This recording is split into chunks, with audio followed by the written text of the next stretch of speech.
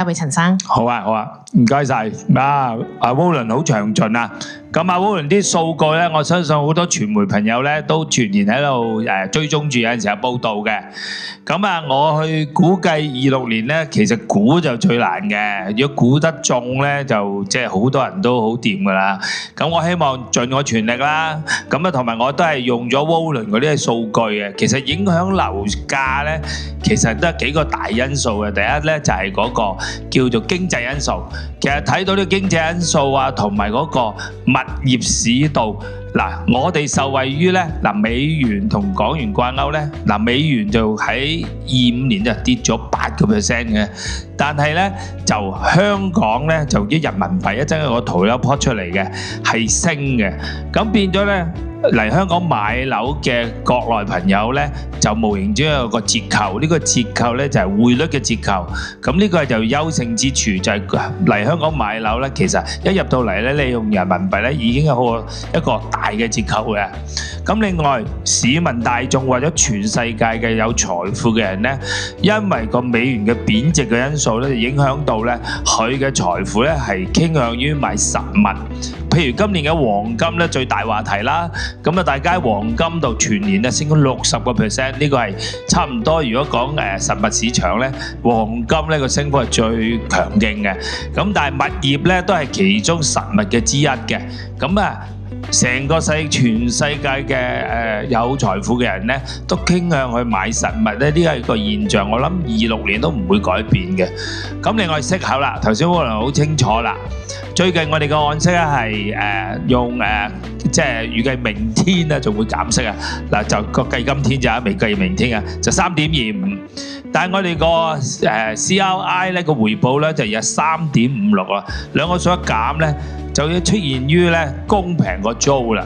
咁公平個租咧，其實呢個係好好嘅即係令到有批用家咧就積極入市。睇到我哋嘅數據咧，即係25年咧，剛需盤500萬以下一二手咧都係特別旺嘅。就見到咧，自從有舊年就夾住有即係25年有減辣啦，就有400萬100蚊嚟印啦，呢一類咁嘅政策咧，令到細價樓其實好旺嘅。咁啊呢一類客咧，香港人最佔多，同埋係用家佔比多嘅。25年係用家都出咗嚟市場，所以我哋統計過，我哋喺9月份睇一睇，我哋出個指標屋苑咧。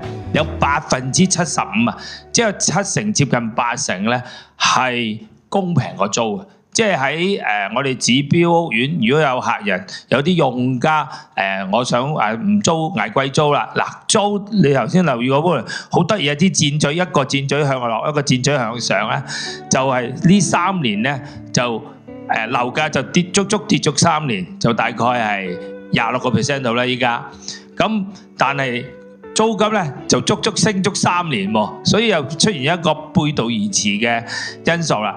咁啊變咗喺呢一個有利嘅因素之下咧，公平個租咧就越嚟越多。咁但係未來日子，我諗26年咧就多咗人睇好啦。喺25年或者24年啦，就多咗人覺得遲買會平。咁變咗咧，不如遲啲買啦，遲啲買平啲，咁個市咧就會喺呢3年裏邊咧比較個成交會少，同埋入市都會慢。但係去到25年，種種嘅因素之下咧，遲買會貴，尤其是近呢2個月咧，遲買會貴個概念咧係用家好，投資者都出咗嚟㗎啦，即係我遲啲買，明年買係會貴啲嘅。事實數據證明全年樓價係升4% 嘅，咁呢個都睇得到呢個心態冇錯嘅喎，真係升咗4% 喎。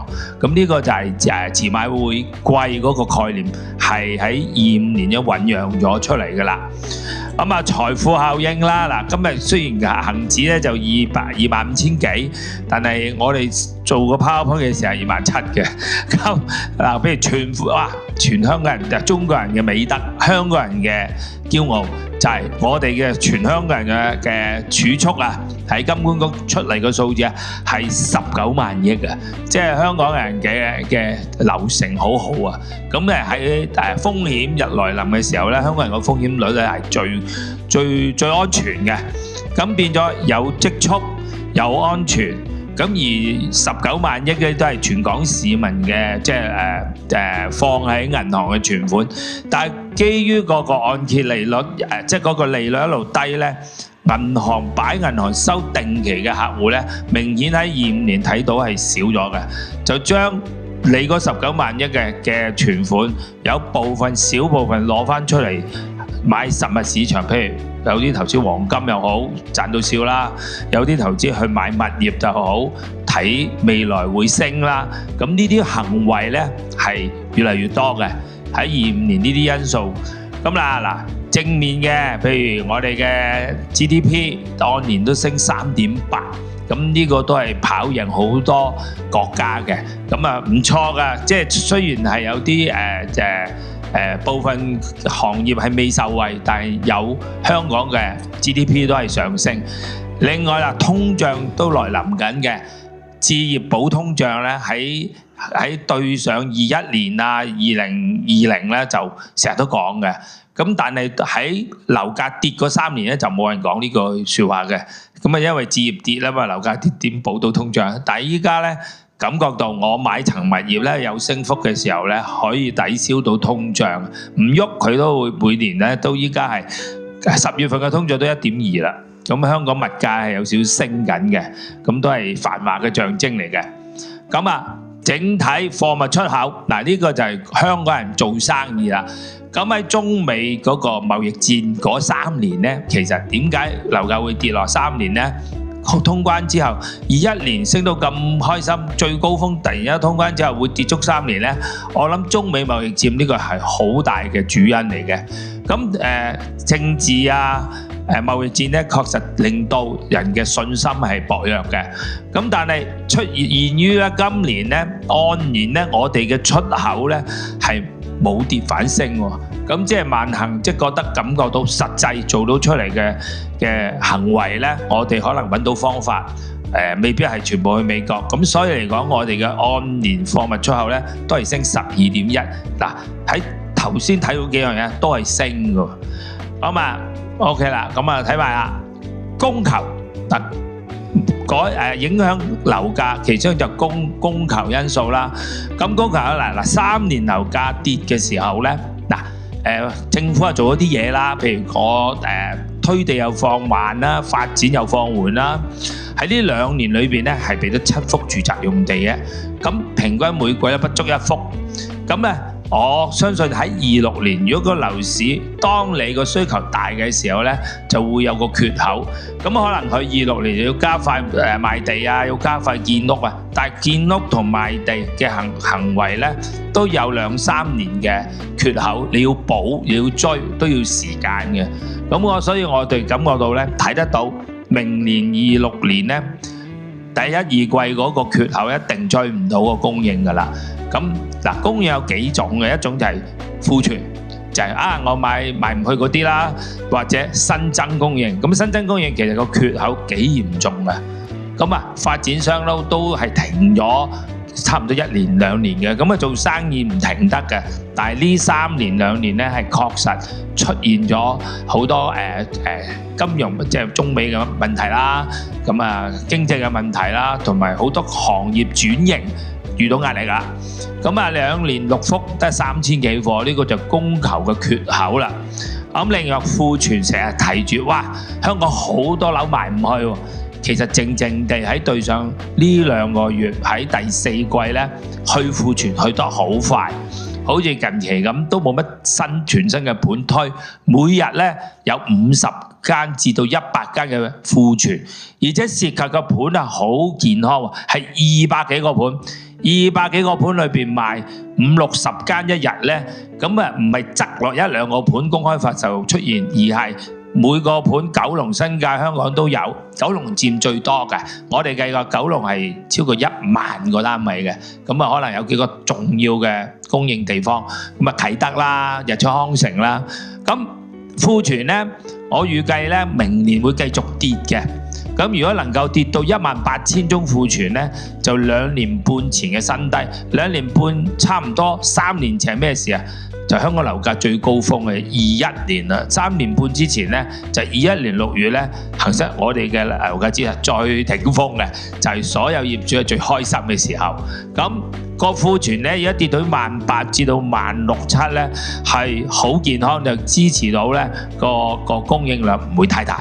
咁大家就會，而且啲庫存呢暗住嚟加價呢，大家都唔知招標嗰啲呢，你今日招呢係對上9月份嘅價咧，肯定唔同嘅。發展商人同子心，佢都會隨住頭先嘅心態，隨住經濟嘅改善咧，佢會微微一路調上嚟嘅。所以唔覺庫存嘅貨尾咧，加咗價你都唔知。咁啊，另外咧就係我哋受惠於呢3年因為樓價跌價、經濟唔好嘅因素，政府出咗好多救市嘅政策。最有效嗰個咧就係人才計劃。咁我相信人才計劃咧就係引入新嘅人才嚟香港啦。咁大家都報道到好多㗎。咁啊喺今年其實就做咗幾個。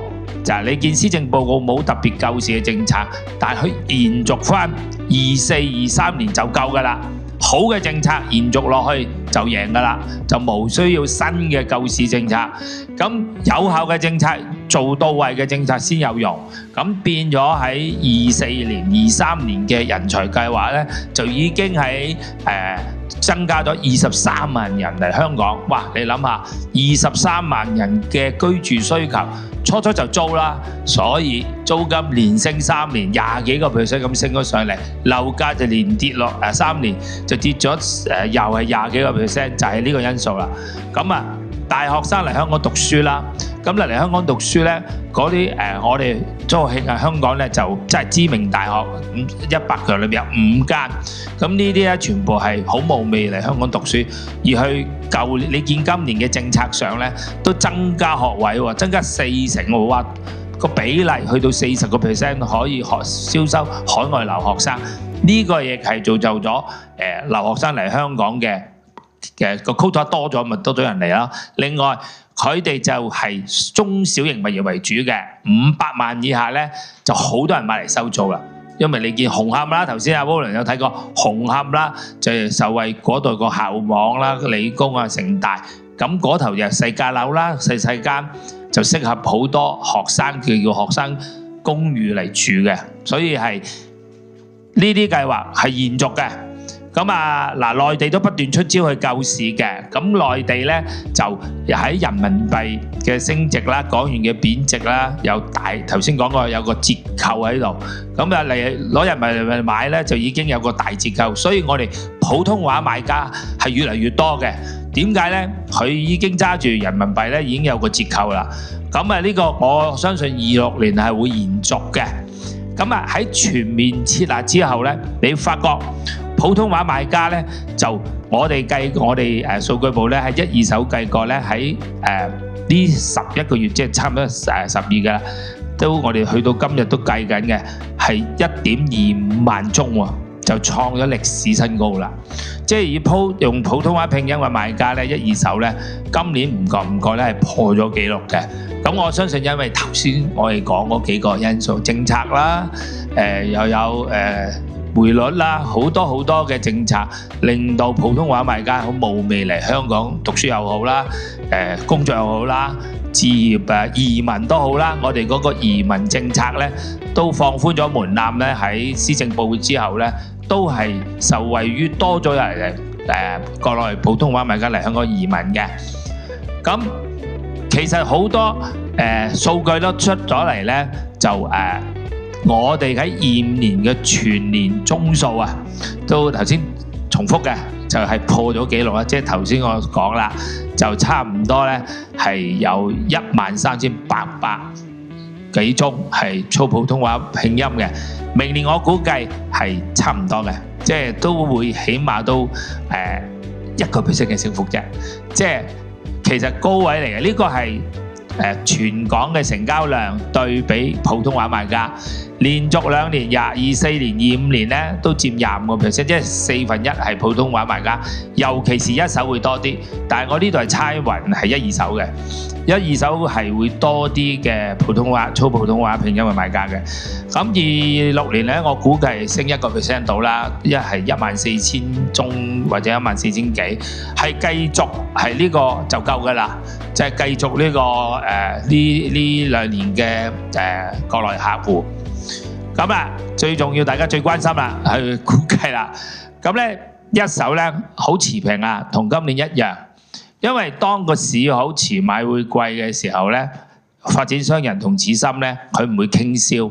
喺我嘅經驗咧，做最多一手嘅時候咧，就係最差嘅，沙士啊、金融海嘯，就好多一手嘅，因為佢哋係傾銷得起而賣得多。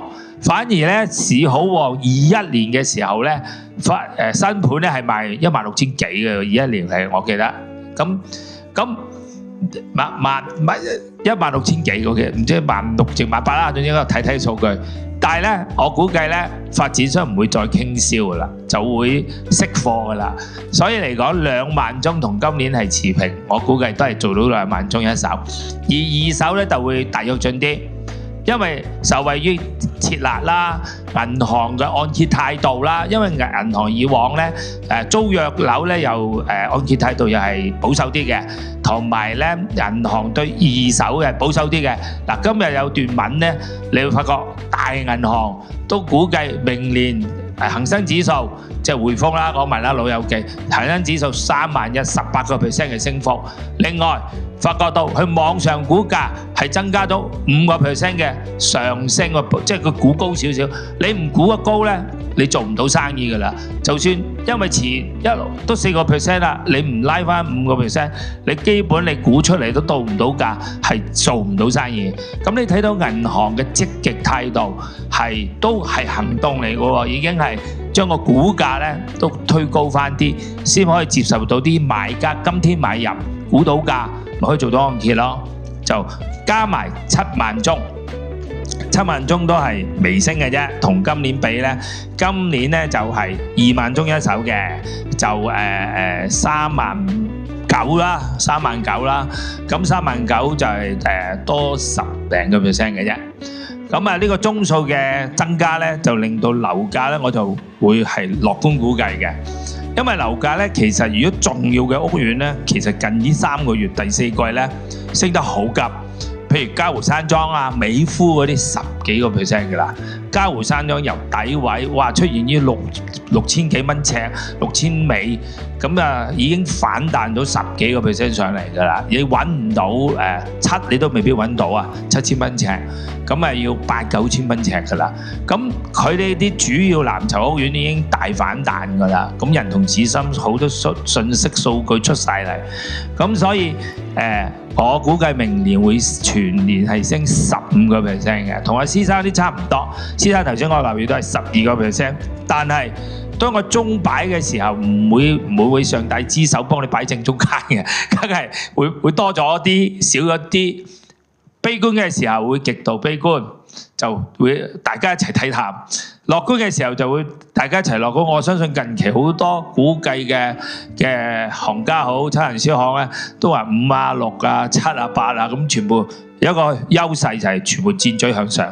哇！舊年咧全部箭嘴向下嘅，咁啊今年咧就齊都係話會升㗎啦。咁啊只係升幅大與小嘅啫。我就會落緊啲樓價會升15係代表咩咧？其實唔係好多嘅咋。嗱，用我哋 CCL 嚟睇，嗱升15咧就只係去到164。咁15係咩啊？21年嘅8月係191.34啊。如果真係升15，對比高位啊，都係跌咗，仲係跌14%㗎。即係追唔到3年嘅跌幅㗎啦，所以唔係好誇張㗎咋，即係因為個基數啊嘛，你由細基數乘15上嚟，同跌30落嚟係差成好多㗎，咁所以升15正常嘅，呢個係遲買會貴，多咗人買樓，升15係正常嘅。嗱，租金持平，同今年差唔多，5% 一定有㗎啦。但係你話去到前2年23啊22政策初出嘅時候，就嗰陣時有一年升8-9%啊，嚇到啲租客傻嘅。一年租約到期咧，個個都升10幾嘅。咁依家咧，好多租樓嘅人都感覺到，哇！我3年租樓升咗20幾個%，差唔多25%喎，咁咪冇得走啊！咁啊多咗咧，就不如買樓啦，供樓啦。咁呢個就係有因有果嘅。其實係個因就頭先發生，頭先我講嗰啲嘢，同埋 Warren 啲數據出現個果咧，就會多咗人去買樓㗎啦。咁樓價嘅升幅咧就跑贏租金嘅。咁啊，差唔多啦。咁呢個都係我哋嘅估計26年，希望做得到啦。好多謝陳生同我哋分析咗喺眾多咧呢一個有利嘅因素之下咧，嚟緊中原地產咧都係提升嘅，因為咧正如陳生所講啦，樓市咧樓價嘅升幅初段咧係會比較一個急嘅升勢嘅，咁所以我哋咧都全年呢一個比較樂觀嘅預測，全年樓價咧係提升15% 嘅。咁啊，我睇下記者朋友咧對於剛才兩位嘅分析咧有冇問題想問翻兩位嘅？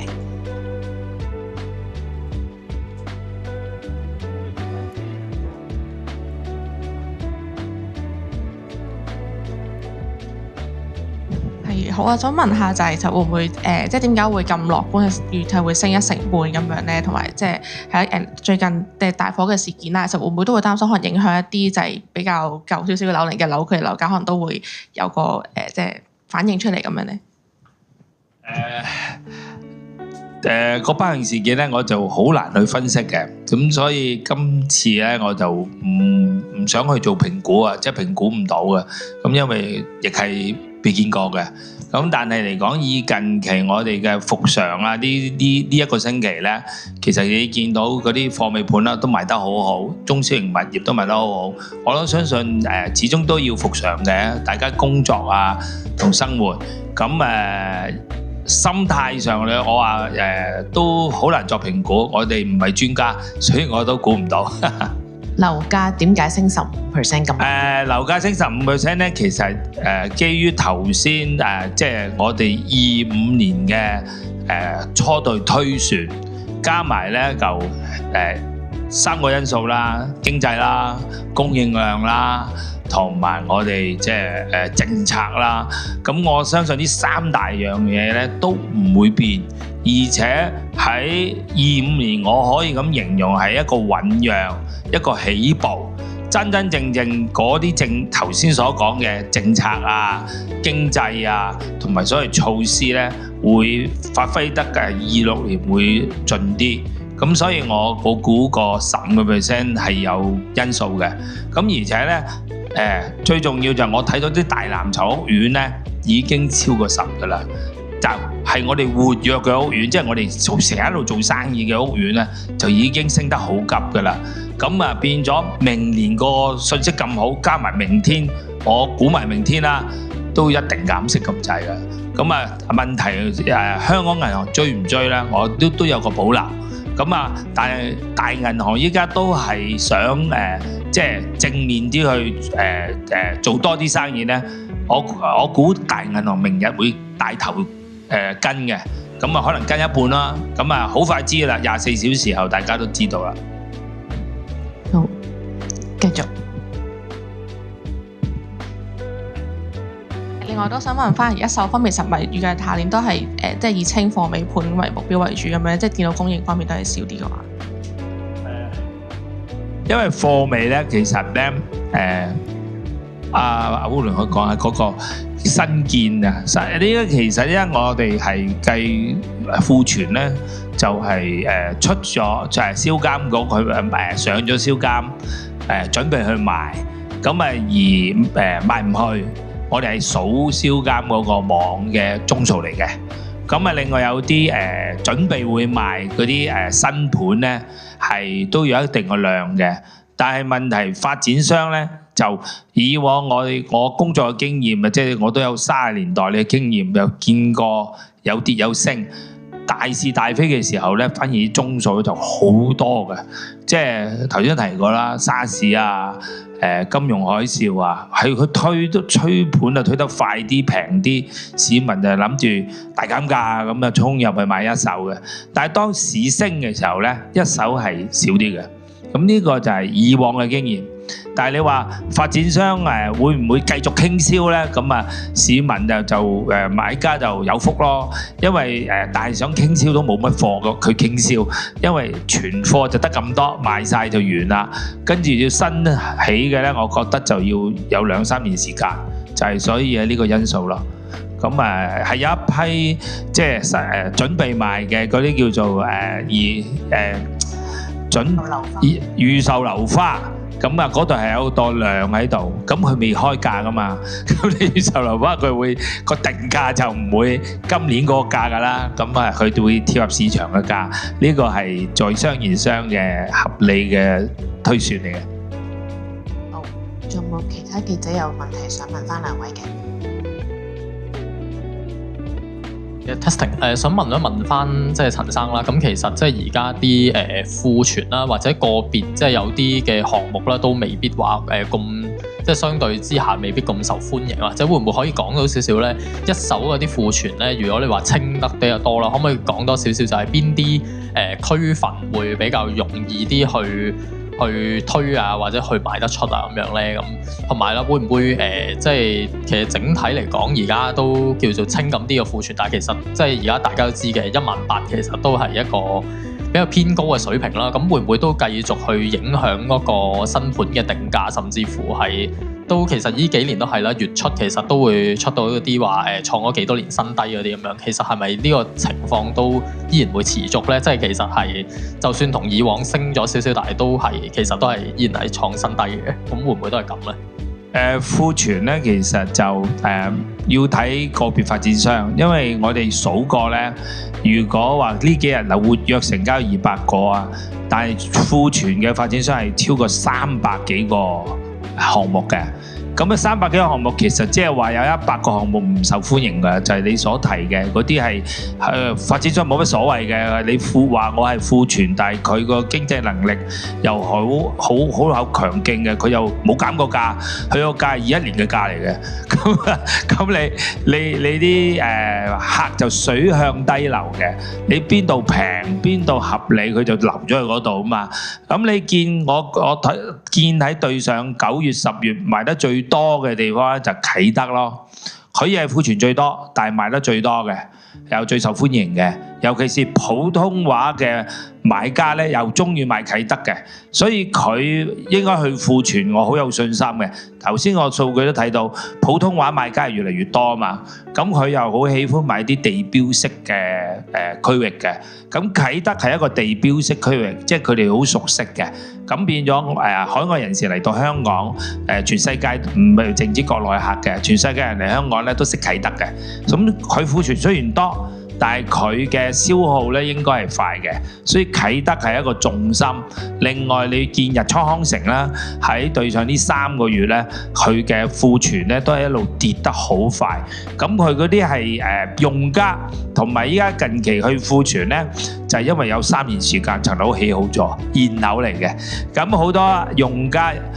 國內客都係中意睇到摸到見到先至買，咁亦係見到好多庫存都變成現樓，咁佢就開現樓俾人去逐間睇完就買，咁依家係幾健康嘅。咁國內客有啲會睇樓啦，用家又睇樓啦，而且交吉日期好快喎，2-3個月跟住就搬咗入去添，跟住就放租啦，咁好開心同我講話可以租到4厘喎，咁好多個咁嘅故事。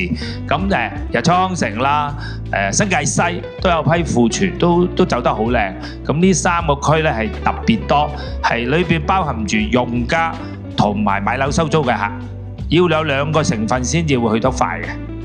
仲有黃竹坑上蓋黃竹坑上蓋嗰啲高價物業啦，黃竹坑上蓋又去庫存去得好靚嘅。呢幾個區有一個九龍啦，一個新界啦，一個就香港島。咁呢3個大重點區係可以庫存去得好好嘅。即係有基建啦，有鐵路嘅效應，集體運輸有啲都似有相同性就係集體運輸，大家都近住，即係因為依家啲人都好，因為大病初愈啊，都係要考慮努力工作賺錢，希望有加人工，咁啊做生意嘅都係繼續奮鬥，咁大家都係方便翻工時間，縮短翻工時間，多啲時間去生產力，咁呢啲都係社會趨勢嘅。好，阿恒繼續。想咁你講起即係而家話翻工嗰啲啦，其實見到而家咧失業率啊，或者一啲工商物業嗰啲，所以相對之下咧，其實嗰個經濟環境其實都唔算太樂觀。咁其實會唔會呢啲即係如果失業率一路咁樣上嘅時候，會唔會反為即係令到啲人更加卻步咧？或者係抑或兩樣嘢係冇乜太大關係咧？係啦，點解？失業率有嘅，不過香港唔係高嘅。香港因為以前好啫，因為以前太好，所以依家係經歷呢3年係高咗少少，但係唔係高嘅。咁啊，呢個我覺得嘅失業率唔係香港嘅好嚴重，但係喺某啲項目咧係成個時代嘅轉變，可能有啲飲食行業啊、零售行業就遇到壓力。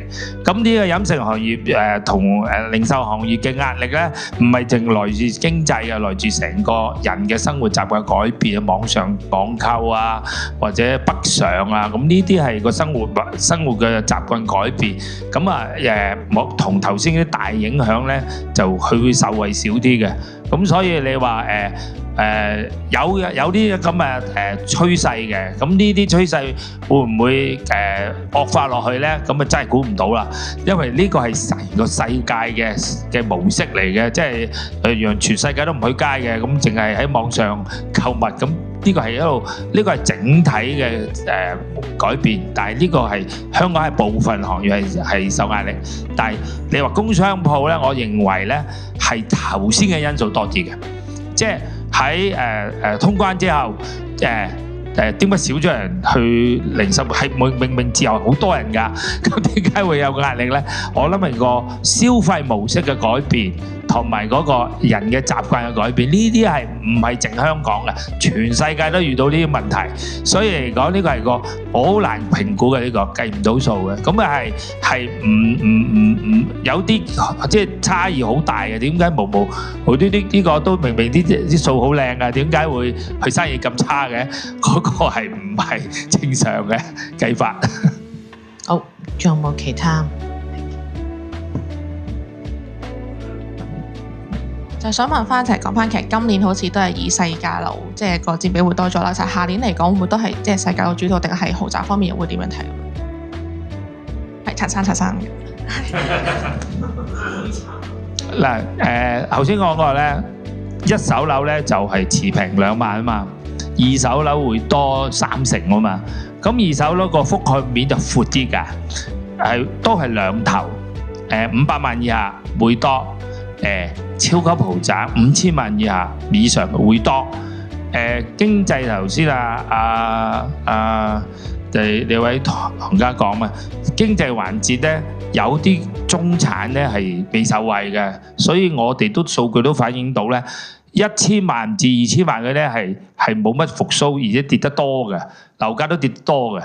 咁我估計26年都係500萬以下會特別多嘅，都係高成交量嘅。5000萬以上嘅都係高成交量嘅，咁慢慢都要靠嗰班實力中產嘅追上嚟嘅。咁我覺得26年最大嘅即係得着咧，就應該頭先嘅因素會受惠係啲中產嘅，開始中產都感覺到暖啦，咁中產都有啲正能量出嚟啦，咁先至能夠推到15%嘅。咁25年咧就頭尾好。頭尾都好好，但係頭尾唔係代表整個樓市啊嘛，佢中產係佔好大嘅份額啊嘛。咁但係26年咧，中產嗰啲都開始會上翻啲成交量，但係你話要我跑先咧，都係跑頭尾先嘅，都係500萬以下細價樓啦，受惠於你白居二啊，你白居二恆常化，雖然同私樓冇關聯。個個 quota 用晒㗎，我睇數據，5000個用晒㗎。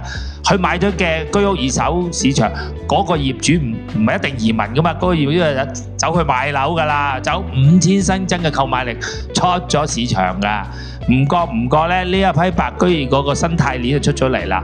由白居二走去買咗一層居屋二手市場，跟住嗰層居屋嘅業主咧，就會去私樓度，去美孚啊，或者去靚少少有啲 facility 嘅屋苑啊，可以有享受以往啲居屋冇嗰啲靚嘅恆安泳池啊，嗰啲咁嘅客戶出咗嚟㗎啦，就係白居二個生態鏈就推高咗，有人買咗佢層二手居屋，佢咪出嚟買私樓咯。